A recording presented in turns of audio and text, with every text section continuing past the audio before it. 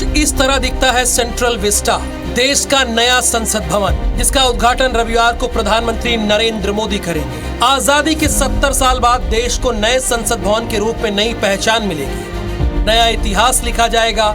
मगर नए भवन के उद्घाटन से पहले ही विवाद की नई श्रृंखला शुरू हो गई है। इसी कड़ी में बिहार के मुख्यमंत्री नीतीश कुमार ने इसके औचित्य पर ही सवाल उठा दिया। अलग बिल्डिंग बनाने की कोई जरूरत था? हम तो दिल्ली जो गए हैं सब लोगों से, ऐसे भी हम किए। और शुरू में भी बात हो रहा था कि बन रहा है, ये हो रहा है, तो हमको तो अच्छा नहीं लग रहा था कि जो इतिहास है, अरे आज़ादी हुई तो जो चीज़ पर फिर जहाँ पर से शुरुआत हो गया तो उसी को और विकसित कर देना चाहिए। अलग से नया बनाने का कोई मतलब नहीं, क्या पुराना इतिहास से बदल दीजिएगा? दरअसल इससे पहले कांग्रेस समेत 20 विपक्षी दलों ने मांग की थी कि राष्ट्रपति के हाथों ही उद्घाटन हो। दूसरी ओर बीजेपी जिद पर अड़ी रही कि उद्घाटन तो प्रधानमंत्री ही करेंगे। यानी नए संसद भवन के उद्घाटन को लेकर दोनों सत्ता पक्ष और विपक्ष अपनी ढपली, अपना राग पर कायम। हम लोगों के बारंबार अनुरोध के बावजूद भी महामहिम राष्ट्रपति जी से इसका उद्घाटन नहीं कराया जा रहा है। अब शायद महामहिम राष्ट्रपति जी का इतना दोष है कि वो आदिवासी हैं।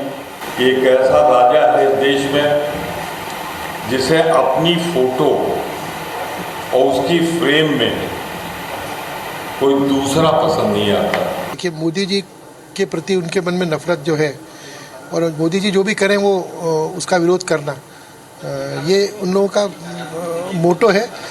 ये राष्ट्रपति जी की बात कर रहे हैं, ये वही पार्टी है, ये इन्हीं के जो नेता प्रतिपक्ष, उन्होंने लोकसभा में कहा था उनको किस तरह से आदरणीय राष्ट्रपति महोदया का उन्होंने अपमान किया था, उनको रबर स्टैंप तक कहा गया। यानी नए संसद का उद्घाटन पर भी पूरी सियासी बिरादरी साथ नहीं होगी। इस विवाद की कई परतें हैं। कांग्रेस के साथ खड़े विपक्षी पार्टियां प्रधानमंत्री नरेंद्र मोदी द्वारा नए संसद भवन के उद्घाटन को राष्ट्रपति के अपमान से जोड़ रहे हैं, तो बीजेपी नई संसद को भारतीय संस्कृति और आधुनिकता के मिलन का अप्रतिम उदाहरण बता रही है। लोकतंत्र का मंदिर है संसद हमारा, उसके लोकार्पण के कार्यक्रम में आना चाहिए। देश की सबसे पुरानी पार्टी है, देश के संविधान, देश के संसद भवन का सम्मान करना चाहिए। कांग्रेस का जो नेतृत्व है इस देश की धर्म, आध्यात्म और संस्कृति पर आक्रमण करता आया है और फिर एक बार भारत की संस्कृति पर उन्होंने आक्रमण किया है। कि कांग्रेस कह रही है कि सेंगोल को फर्जी बता रही है। कांग्रेस को इस बात के लिए इस देश की जनता से माफी मांगनी चाहिए। मेरी नेम प्लेट लगनी चाहिए, इसलिए जो एक शेड्यूल ट्राइब है, आदिवासी महिला है, देश की सबसे बड़े संवैधानिक ऊंचे पद पे बैठी है, उस महिला के हाथों से नहीं, उनको नहीं बुलाऊंगा, मैं इसका इनॉग्रेशन करूंगा। ये अहंकार है और जिसकी सोने की नगरी थी, अहंकार उसका भी नहीं टिका है। कर्नाटक की जागृत जनता ने ये उपदेश दिया है। बहरहाल सेंट्रल विस्टा के उद्घाटन को लेकर विवाद की कई परतें हैं। हर परत पर एक सवाल है। सवाल, आखिर कौन सा पक्ष सही है? सवाल, क्या बीजेपी को बड़ा दिल रखना था?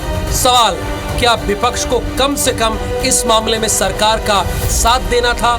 और सबसे बड़ा सवाल ये कि क्या बीजेपी नए संसद भवन के सहारे नया इतिहास लिखना चाहती है? लोकतंत्र के मंदिर के बहाने बीजेपी खुद को इतिहास के केंद्र में रखने की कोशिश कर रही है। Bureau report, IBC 24।